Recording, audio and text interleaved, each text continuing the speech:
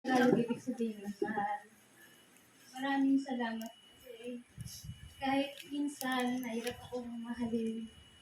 Pero lagi mo pa rin akong minamahal kahit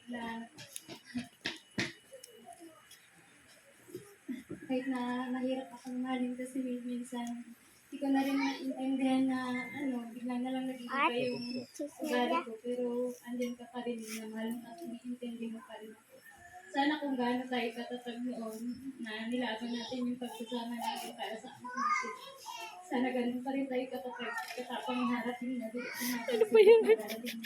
sa akin bilang mag-asawa. Maraming salamat kasi nilaban mo kami ng anak natin hanggang dulo. Kahit na alam ko mas sa part mo na may masasaktan kami tao. Pero salamat kasi pinanalo mo kami ng anak ko.